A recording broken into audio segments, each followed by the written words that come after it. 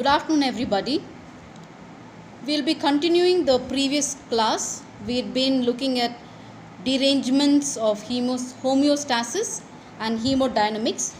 We saw the derangements of homeostasis, and today we'll look into hemodynamics. What is hemodynamics?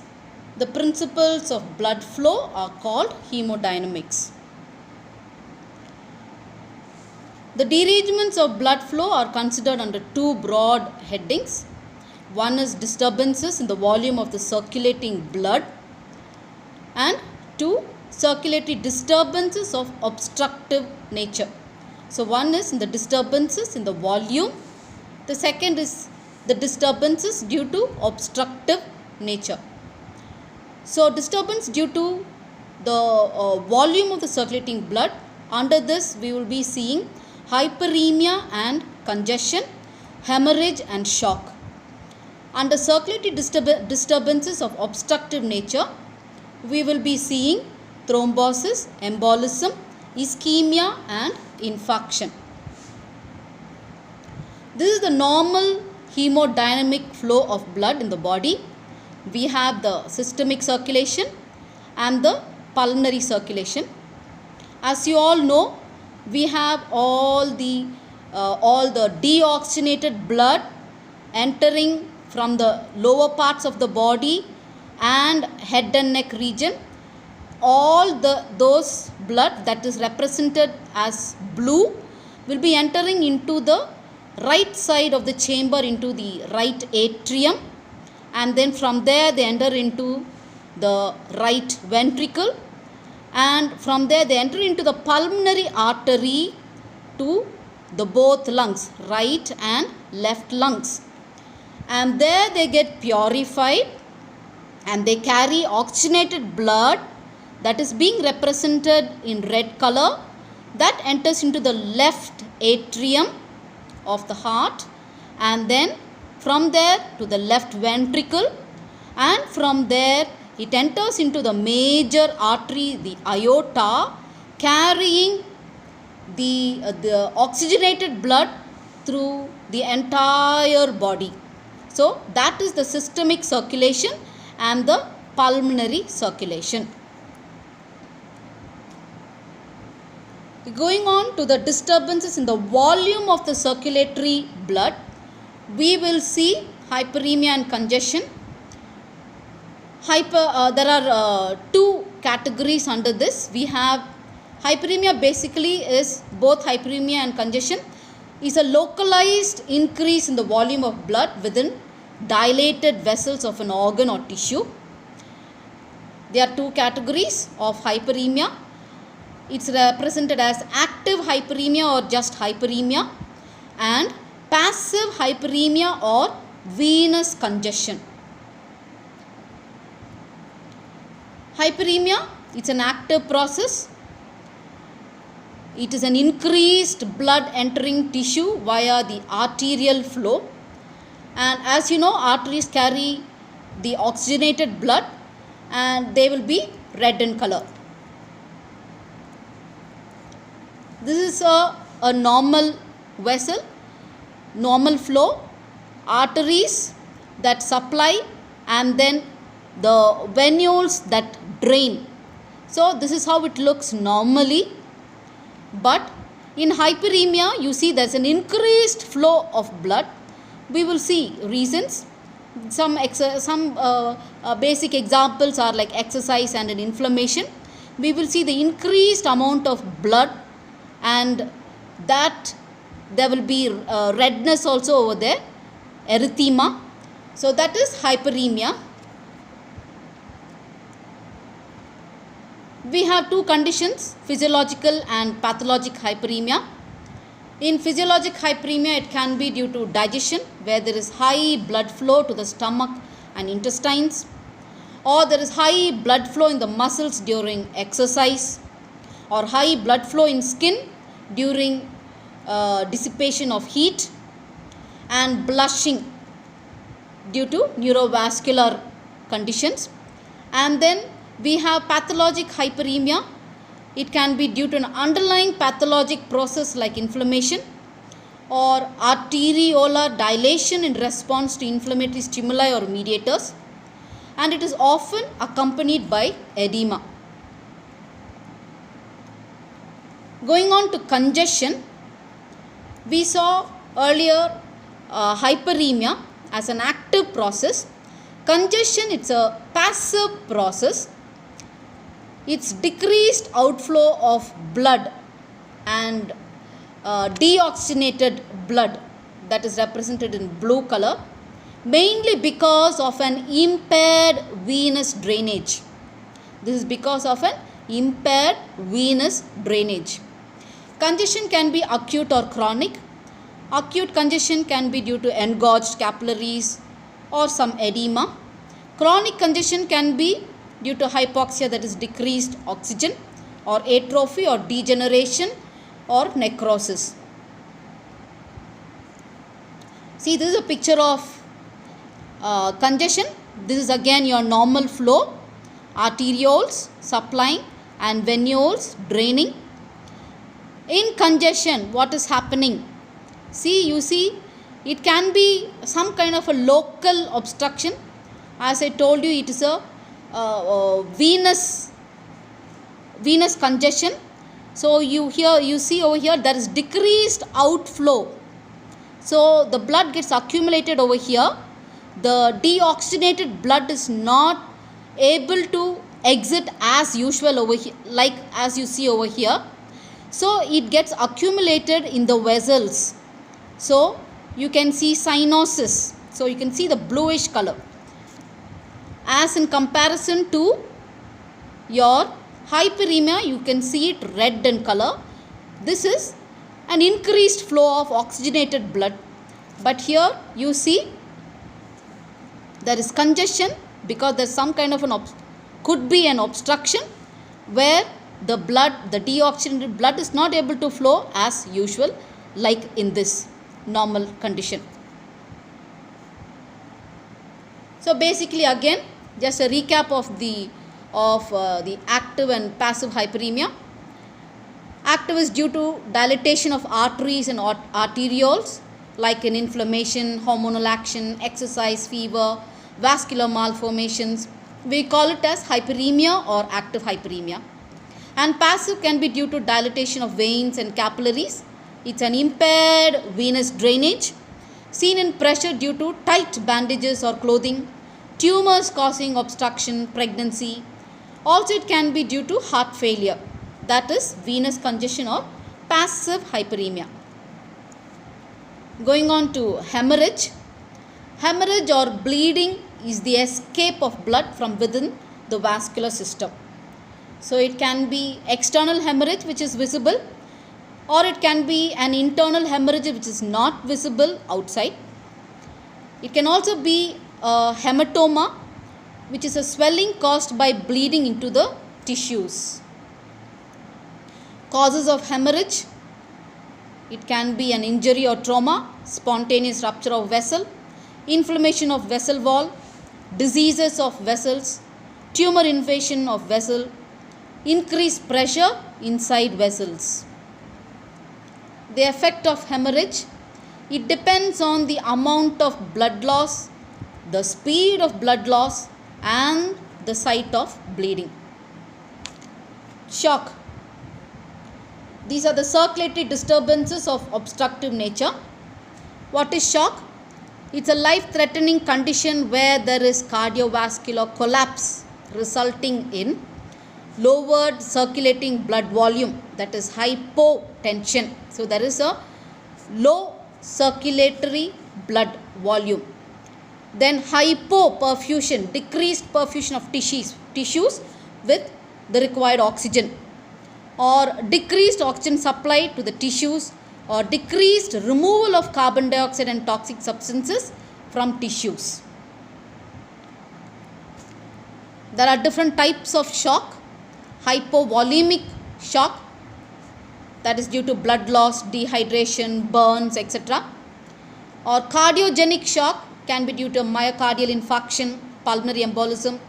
Septic shock, it can be due to a gram-negative or a gram-positive septicemia. due to bacteria.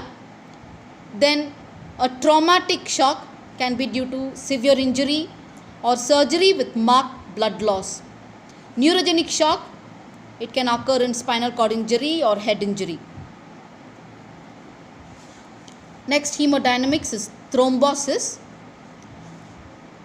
What is the difference between a thrombus and a blood clot? Blood clot is the solidification of blood outside the circulation when there is damage to the vascular tissue. Thrombus is the formation of a solid mass from constituents of flowing blood within the circulation of a healthy vessel. So thrombus basically occurs in a healthy vessel, whereas blood clot supposed to occur where there is a damage of the vessel. So a thrombus occurring in a healthy vessel is not supposed to be normal. The prolonged immobile states involve a risk of suffering thrombosis. There are other predisposing factors like smoking, high cholesterol, obesity, cancer, etc. 3 factors cause thrombosis. That one we call as Virchow's triad. Injury to endothelium or the vessel wall. Next is venous stasis due to altered flow of blood. And then hypercoagulability of blood. These are the 3 factors that cause thrombosis. So this is just a picture showing that is stasis, hypercoagulability and vessel wall injury all can lead to thrombosis. Stasis, maybe it can be because of a slow maybe immobility or thereby slow movement of blood, and then hypercoagulability can be due to some factors are being secreted in excess, and then vessel wall injury, there can be a vessel can be a thrombus formed because of an injury. Clotting of blood basically depends on platelets and coagulation factors present in the blood. What are the effects of thrombi? It can be a cardiac thrombi. It can cause sudden death. Why? By blocking flow of blood to vital organs. It can be an arterial thrombi, which can cause death by blockage of coronary or cerebral vessels. Also can cause infarction and gangrene of organs and limbs. Venous thrombi, it can cause thromboembolism, edema of drainage area, poor wound healing, pain in affected area. There can be pain in the affected area. Capillary thrombi, it can cause disseminated intravascular coagulation. So these are the effects of thrombi. What is the fate of thrombi? So once a thrombus is formed, what is its fate? There are 4 steps to it: resolution, organization, propagation, thromboembolism. I repeat: resolution, organization, propagation, thromboembolism. So this is a picture of that. In resolution, what happens? Yes, this thrombus, it activates the fibrinolytic system, and there is a release of plasmin. So the plasmin's role is to dissolve the clot. So it dissolves the thrombus, thereby resolving the flow. So that means resulting in resolution of normal flow. Sometimes if it is a large thrombus, it may not be dissolved completely. Our second step is organization. The organization, what happens? Suppose the thrombi is not removed or it is not getting resolved. It gets organized. There are some phagocytic cells, like neutrophils and macrophages. They phagocytose the fibrin and the cell debris. What happens is the capillaries grow into the thrombus, and then fibrovascular granulation tissue is formed, and then what happens is the thrombus becomes a part of the vessel wall. So that is organization, resolution and then organization. Then propagation, if you see, that thrombus which got organized over here, that enlarges in size. Ultimately it can obstruct some important vessel. So that is the propagation of the thrombus. Then thromboembolism. What happens in thromboembolism? The thrombi in early stage, sometimes it can get infected and it gets detached from the vessel wall, and these released in part or completely in bloodstream as emboli. So what happens is, this thrombus that is formed, that got organized and propagated, they get released either in part or completely into the bloodstream. So this thrombus, when it gets released from its original place and starts traveling into the bloodstream, that time it is called as an emboli. Looking into embolism. What is embolism?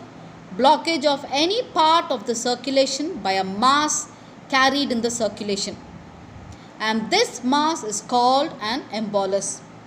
There are different types of emboli: pulmonary embolism, systemic embolism, fat embolism, air embolism, amniotic fluid embolism, atheroembolism, tumor embolism.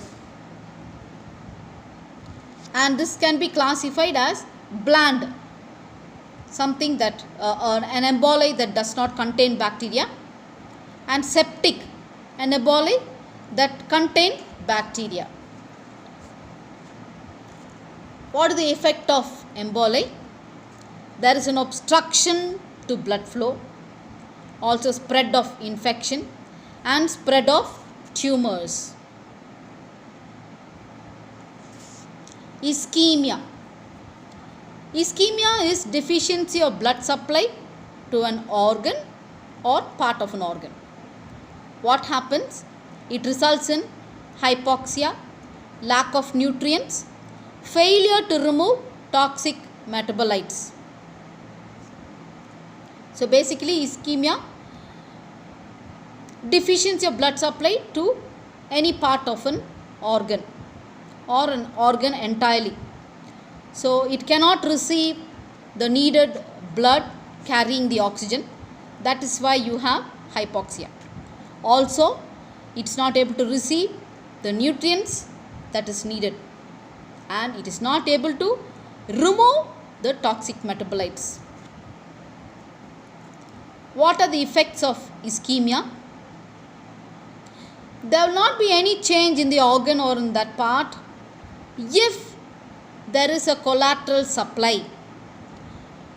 If there is a collateral supply, then that will take care of its responsibilities. Functional changes due to less efficiency.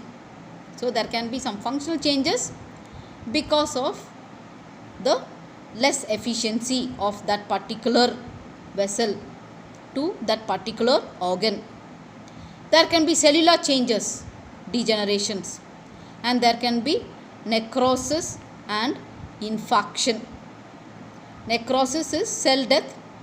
Infarction is there will be a block of supply to that particular organ, and then that can lead to sudden death. So here ends our class. I hope you understood the hemodynamics. Thank you.